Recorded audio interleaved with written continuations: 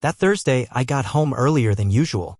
I didn't plan to. Traffic on the 405 had finally let up and the job site wrapped ahead of schedule for once. No emergency calls, no last-minute change orders. For the first time in a while, I felt light driving home. I even stopped to pick up dinner from the Thai place Caitlin liked, the one with the handwritten thank you notes on the counter and the mango sticky rice she always made me steal from her plate.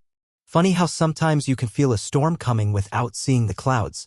As I turned onto our street, I saw a Jeep idling a few doors down. It wasn't one I recognized, not from the neighbors, not from Caitlin's circle. It was newer, matte black, with dark-tinted windows and Oregon plates. The engine was still running, the taillights glowing red in the fading sunlight. I didn't think much of it at first. Just another visitor, maybe? But then I noticed something in the garage window movement. A quick blur of someone stepping out of the passenger side, ducking their head slightly as if they didn't want to be seen. I slowed the car without realizing it. And then I saw her. Caitlin. She didn't see me. She was busy adjusting her hair, pulling the strands that had fallen loose back into a clip. She smoothed out her jeans and slipped on a light jacket that had been folded in her hand. She wasn't carrying any bags, no Target haul, no groceries, nothing that said she'd been running errands. Just a nervous glance toward the front of the house before she walked around to the side door, the one we almost never used unless we were trying not to wake each other. The Jeep pulled away before I even turned into our driveway, not fast enough to be suspicious to anyone else, but fast enough that my gut twisted. I parked slowly. Just sat there for a second with the engine running. The takeout bag on the passenger seat filled the car with the smell of basil and garlic, but it turned my stomach. Something was off. It wasn't just what I saw, it was how she moved. Too careful. Too aware. By the time I opened the front door, Caitlin was already in the kitchen. The air smelled like nothing, no food cooking, no candles lit. She was at the stove, stirring an empty pan with a wooden spoon like she was trying to look busy. She glanced over her shoulder with a smile that didn't quite reach her eyes. "Hey," she said, as casual as ever. "Tessa gave me a ride. We ran into each other at Target." She turned back to the stove without waiting for a response. Just like that, like her slipping out of an unfamiliar Jeep wasn't something I'd just seen with my own eyes. I stepped further into the room, setting the takeout bag on the counter. "Tessa, huh?" "Yeah," she said, still not looking at me. "Her cousin's in town. Borrowed his Jeep for the day." "Jeep?" She said that word like she already knew I'd seen it. I watched her hands. They weren't shaking, but they were busy stirring nothing, adjusting knobs, opening the spice cabinet like it mattered. Then I noticed the bracelet. It wasn't anything flashy. Just silver with a small turquoise charm that caught the light when she moved. But I'd never seen it before. Not in her jewelry drawer, not on her wrist, not in any of the photos we'd taken over the years. Caitlin wasn't big on new accessories unless she made a thing out of them. If she bought something, she showed it off. If I gave her something, she wore it the next day. This one? It just appeared. She caught me staring at it and quickly dropped her hand to her side, using it to open a drawer. "It's nice," I said carefully. "New." She paused. Just for a second. "Oh yeah. Tessa's cousin brought it from New Mexico. I think he got it at some local art fair. He had a bunch of them in his truck." She didn't meet my eyes when she said it. 1,000 responses buzzed in my head. I could have asked which cousin. I could have said Tessa's never mentioned a cousin. I could have said Tessa drives a blue Hyundai, not a black Jeep with out-of-state plates. I could have told her I saw her get out of the car. That I watched her fix her hair in the reflection of the garage window. That she looked like someone preparing to enter a scene, not come home. But I didn't say any of it. I just nodded, slowly, and said, "Cool." She smiled again, relieved, maybe, and turned on the kettle. "Want tea?" she asked. "Sure," I replied, though I wasn't thirsty. Then she did something she hadn't done in weeks. She leaned over and kissed me on the cheek. It was light, automatic. A kiss she might give a coworker or a friend. Her lips didn't linger. There was no warmth in it. She just moved on, grabbing mugs from the cabinet, humming a song she used to play when she was baking. It struck me how much effort she was putting into seeming normal. Caitlin used to hum when she was happy. Now she did it like she was covering something. I stood there in the kitchen, hands in my pockets, the takeout growing cold on the counter, and I felt like I was watching a stranger wear my wife's skin. Later that night, she said she was tired. Went to bed early. I stayed up, mindlessly scrolling through my phone, not reading anything. I kept hearing the sound of the Jeep pulling away. Kept seeing the flicker of her bracelet in the afternoon light. When I finally went upstairs, she was already asleep or pretending to be. I lay down beside her and stared at the ceiling. The space between us and bed felt wider than it used to. I could feel the weight of her silence pressing between us like a wall. She turned in her sleep, away from me, and pulled the comforter tight. Her fingers brushed the edge of the nightstand where her wedding ring used to sit. It wasn't there. The next morning, I woke up to the sound of Caitlin's blow dryer humming behind the bathroom door. She was up early again. Lately, she'd been waking up before me almost every day, which was a sharp contrast to how it used to be. Mornings were never her thing. For the first 6 years of our marriage, I practically had to drag her out of bed with coffee and sarcasm. Now, it was like she had somewhere to be. Somewhere I didn't belong. When she stepped out, she already had her makeup done and was dressed in new jeans and a Softberg *NY sweater I didn't recognize. Her hair was curled, not the usual messy bun she wore on her way to the office. "Early meeting," she said, adjusting a hoop earring. "We're pitching to a new client. Big day." I nodded from the bed, the comforter still pulled up to my chest. "You look nice." "Thanks," she said, almost like it surprised her. Then she leaned over, kissed my forehead, not my lips, and left with a quick, "Love you," before I had the chance to say anything back. And that was it. The morning felt hollow. When I heard her car back out of the driveway, I laid there staring at the ceiling, letting memories rise. They didn't come in order. They came in flashes. A collection of moments I had pushed aside before they had the chance to fully register. There was that Saturday a month ago. She said she was going out with the girls to that new rooftop bar downtown. Normally, she'd text me from those nights, drunk emojis and blurry photos of tacos and drinks. But that time, my phone stayed quiet. I remember waking up around 2 a.m. and realizing the bed was still empty. She came home at nearly 3, tiptoeing into the room like I was asleep. She didn't smell like perfume that night. She smelled like cologne. I told myself it was nothing. Probably just brushed against someone at the bar. Elevators are small, I reasoned. Crowds even smaller when you're ordering drinks. But even then, part of me knew I was lying to myself. Another time, she had come home late from work. I'd made dinner and waited, but she texted that a meeting ran long. When she finally walked through the door, she looked caught off guard, like she wasn't expecting me to still be in the living room. She was wearing heels I'd never seen before.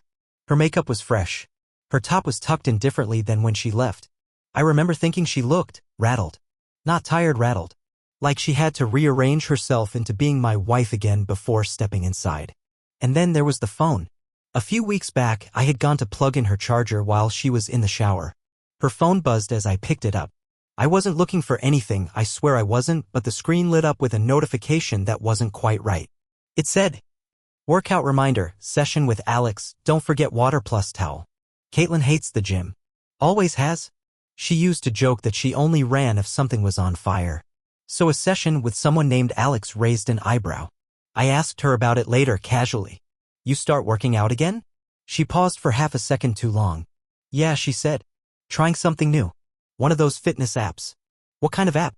"I don't know." Tessa sent it. "It's, tracking habits." That was her answer. Vague and fast, like she was racing the end of my sentence. I didn't ask more. I didn't want to sound accusatory. But later that night, when I tried to find the app on her phone, it was gone. The pattern was starting to form. It wasn't a scream, it was a whisper. A steady drip of inconsistencies, little lies wearing costumes of convenience. She changed her perfume too. Caitlin used to wear one scent, something light with a citrus note that reminded me of our honeymoon in Sonoma. But lately, it rotated, something muskier, something floral, something I couldn't name. Every time I caught a new scent, she'd shrug it off as a sample from her Birchbox or something she grabbed on sale. The bed told a story too. She started sleeping closer to the edge, like she was trying not to touch me. We used to sleep tangled, toes touching or her head on my chest. Now, she turned her back before the lights were off.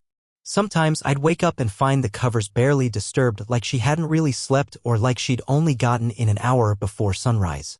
One night I woke up and she wasn't there. I found her downstairs in the kitchen, scrolling her phone in the dark. She said she couldn't sleep. But when I sat down beside her and tried to talk, she turned the screen away and mumbled something about checking emails for work. At 3:15 a.m. Maybe I should have said something then. Maybe I should have asked why her phone now lived under her pillow instead of on the nightstand. Or why she started taking it with her even to the bathroom. But I didn't. I kept giving her the benefit of the doubt. I kept telling myself marriage had rough patches. I kept playing the role of the understanding husband while my instincts pounded like a drum in my chest. There was even a moment 2 weeks before the Jeep when I realized something small but sharp. She had stopped wearing her ring. It wasn't every day at first. Just some mornings when she said she forgot. Then it became most days. Then it wasn't there at all. I asked about it once and she laughed, said it was getting loose and she didn't want to lose it at work. But her hands were always moving now. Her fingers looked bare.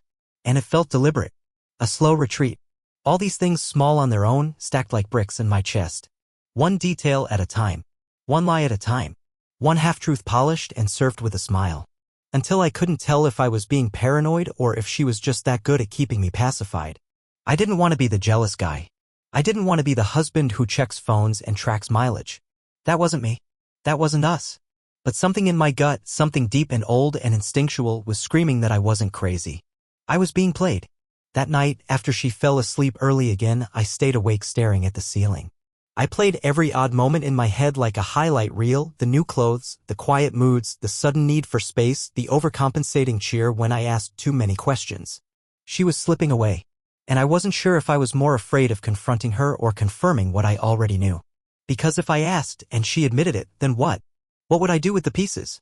But I also knew this, I couldn't keep pretending. Whatever it was or whoever it wasn't just my imagination. The Jeep was the first crack I couldn't unsee. And the memories? They were no longer isolated moments.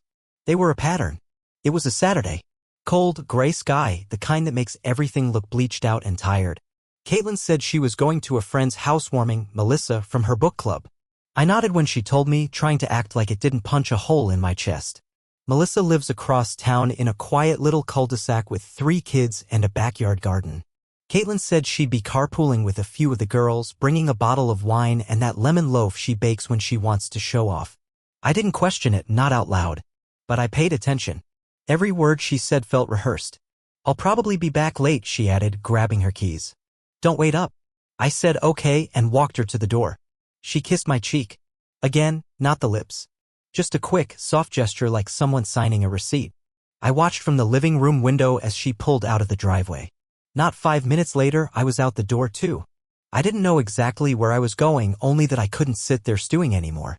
I had to know. I drove around for a while, pretending I wasn't doing what I was doing. The kind of driving where you take turns without thinking, like maybe instinct would guide you. Then I remembered something small she mentioned a week ago. A friend of a friend who was temporarily staying at a hotel on the edge of town while waiting for a lease to clear. She said it like it meant nothing. A throwaway detail. But that name, it stuck with me. Alex. I didn't know who Alex was. I just knew I hadn't heard that name before. And the way she said it, like she was testing if it would stick in my brain or slide past it. I took a chance. Drove to the hotel she'd mentioned, the Artisan Suites, the kind of place that tries to look rustic but still charges you for bottled water.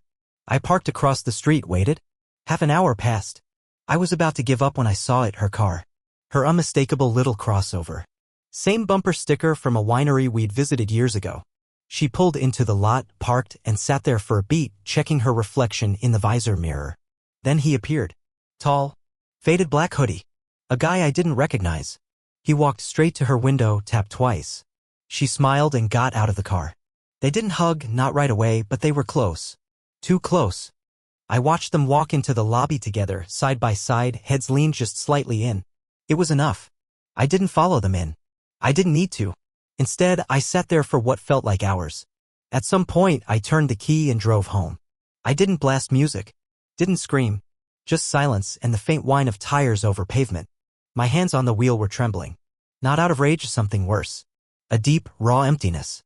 She came back the next morning, around 9 a.m., hair pulled up. Eyes tired. No makeup. Wearing a different shirt than the one she left in.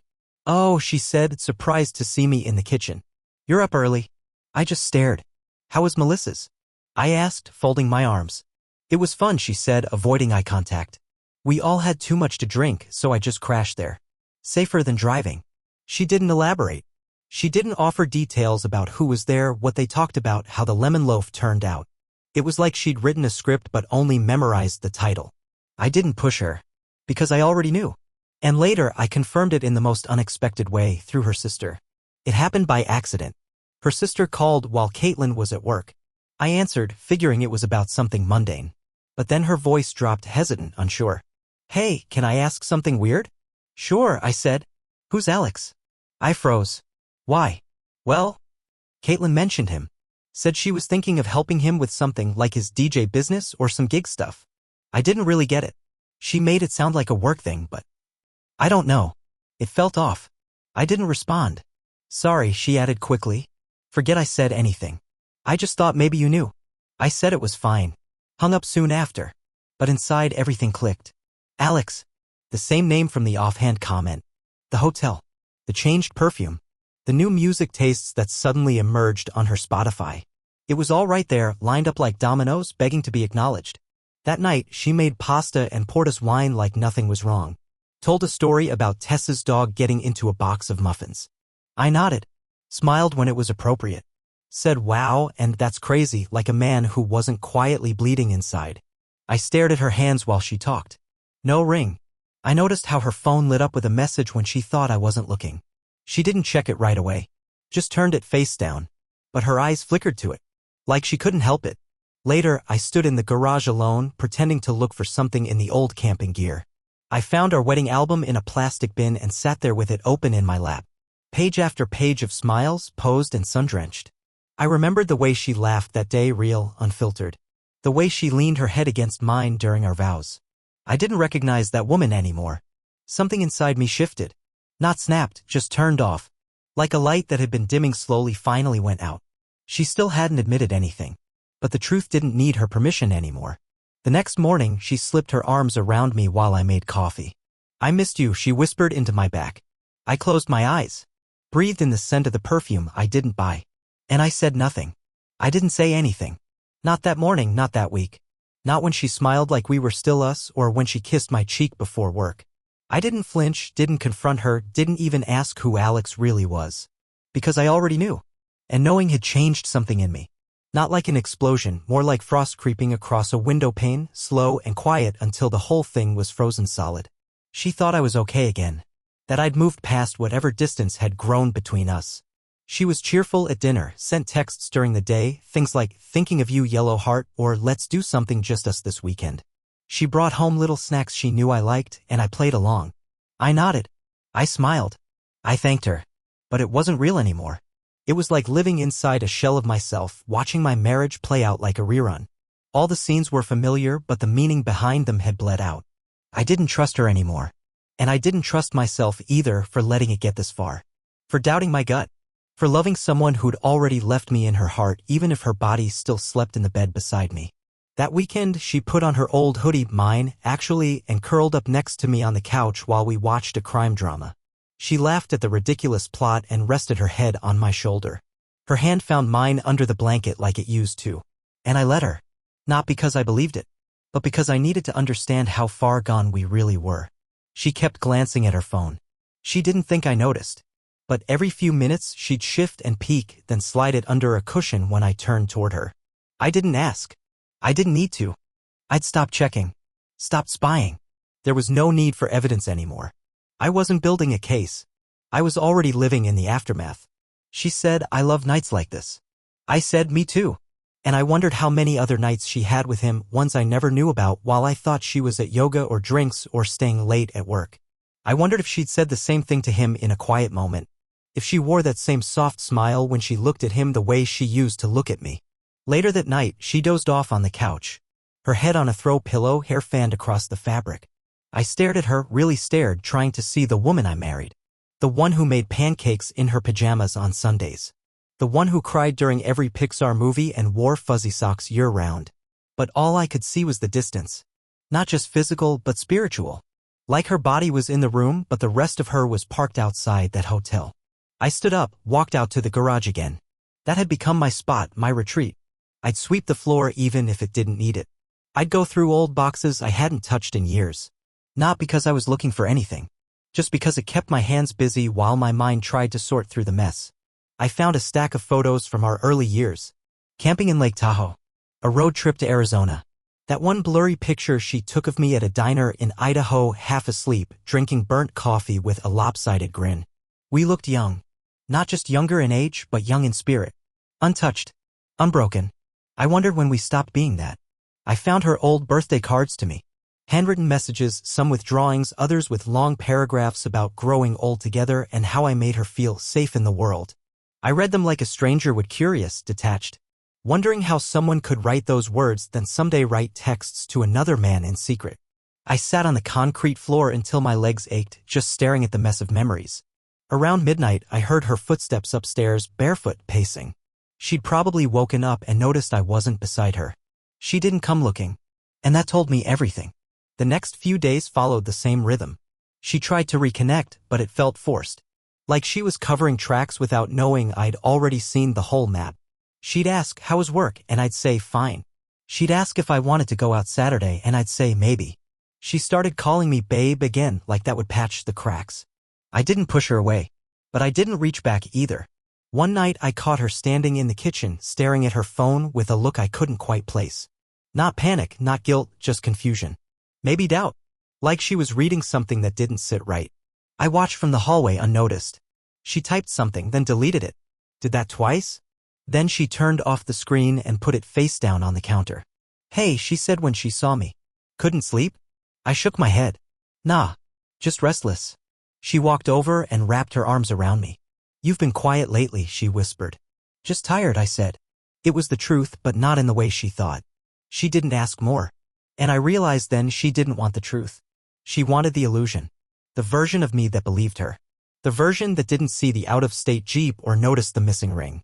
She wanted the man who'd keep pretending because it was easier for both of us. But I couldn't be that man anymore. That Sunday we went to a farmer's market. She bought fresh tulips and asked if I wanted a smoothie. I said sure. As she walked off to the booth, I watched her disappear into the crowd, smiling, light, like the past month hadn't happened. Like we were still us. But I wasn't smiling. I wasn't even angry anymore. That was the strange part. I thought I'd be furious. That I'd yell or cry or confront her with everything. But there was none of that. Just a hollow clarity. Like finally seeing the road signs after driving lost for hours. I realized then I wasn't waiting for her to confess. I wasn't hoping she'd change. I wasn't even hoping she'd apologize. I was waiting for the right moment to leave. And it wasn't far off. It happened on a Wednesday. Not a dramatic day. Not a holiday or an anniversary. Just a middle-of-the-week kind of day where people buy groceries, ignore their inboxes, and make plans they won't keep. Caitlin was out running errands, at least that's what she said. She left in leggings and a hoodie, no makeup, hair in a bun. Casual. Effortless. The version of herself I once loved the most. I waited until I heard the car pull out of the driveway. Gave it 5 minutes. Maybe 10. Long enough for her to get where she was going, wherever that really was. Then I got up, walked to our closet, and started packing. I didn't take much. A duffel bag with enough clothes for a week. My passport and the emergency credit card I kept buried in the drawer under the old bills.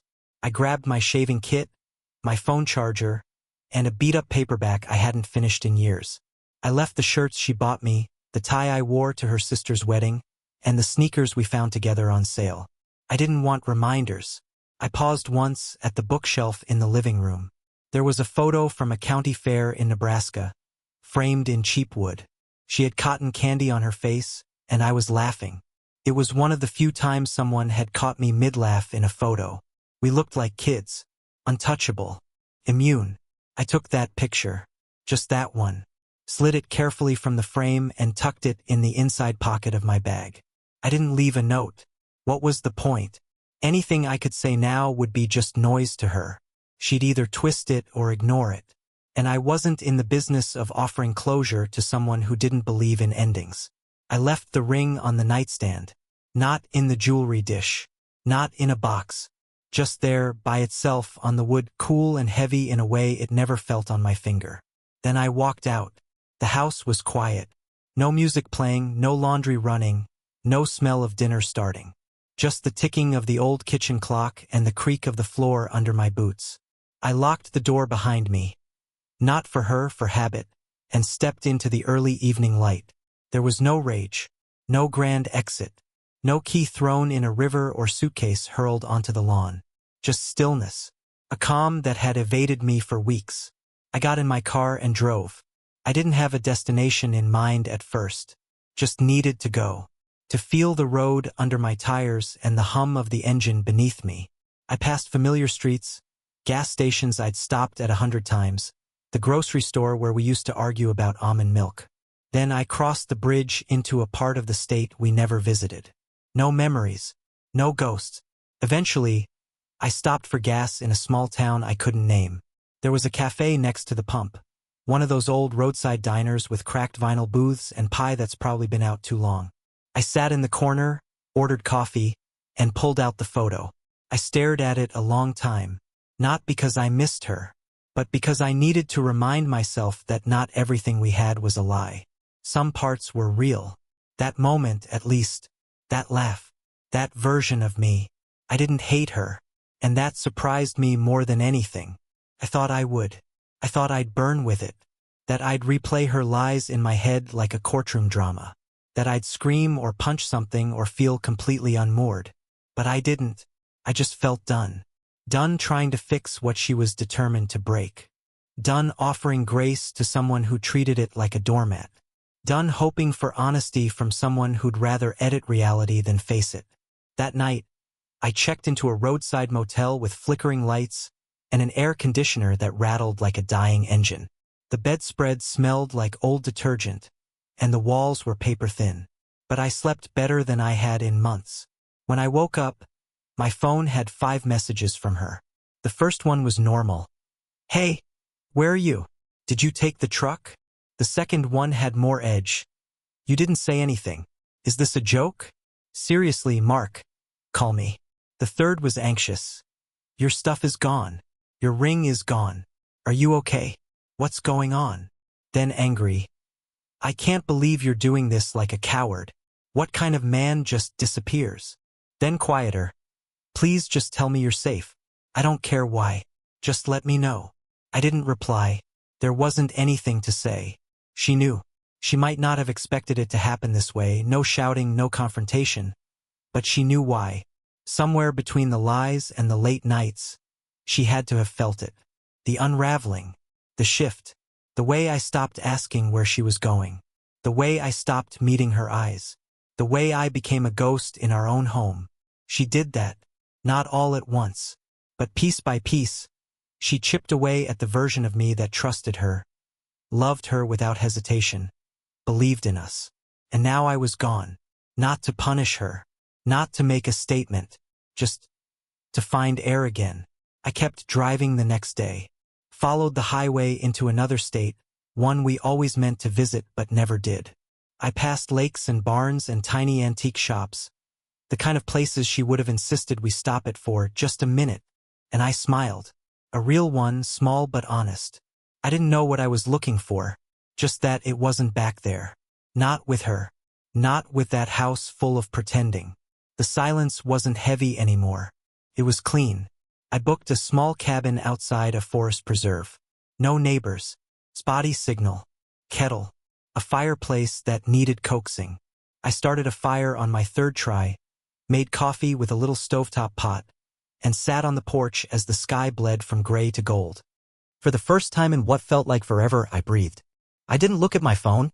I didn't check my email. I didn't wonder if she was still texting him or if she'd gone running to Alex the second she realized I wasn't coming home. None of it mattered anymore. Let her panic. Let her spin stories. Let her feel what it's like to not have someone waiting on the other side of her lies. Because I was done being that person. I didn't disappear to hurt her. I disappeared because I was ready to remember who I was before her. Before the gaslighting and the half-truths. Before I started second-guessing my own eyes. Before I shrank to make her feel big. And in that silence I began to hear something again. Myself. She kept messaging. At first it was every hour. Then it became paragraphs, some begging, some blaming, others that swung wildly between, I miss you and how could you? I didn't answer any of them. I let her drown in the echo of her own decisions. Up in the cabin, surrounded by nothing but trees and wind and the occasional bird tapping at the window, I found a rhythm. I'd wake up with the sun, brew strong coffee, sit on the porch and write. Nothing grand, just thoughts, observations, scraps of old memories I hadn't visited in years. I went days without hearing another voice. No cars. No buzzing phone. No questions. And I didn't feel lonely. I felt still. I realized the chaos was never mine to carry. It was hers. Her lies, her secrets, her spinning wheel of guilt and denial. I had just been the one trying to hold it all together, patching holes in a boat she was drilling through from underneath. And now in her silence I found peace. One afternoon, I drove into the nearby town, just a handful of stores, a diner, and a little bookstore tucked between a bakery and a post office. I stepped inside more out of curiosity than anything.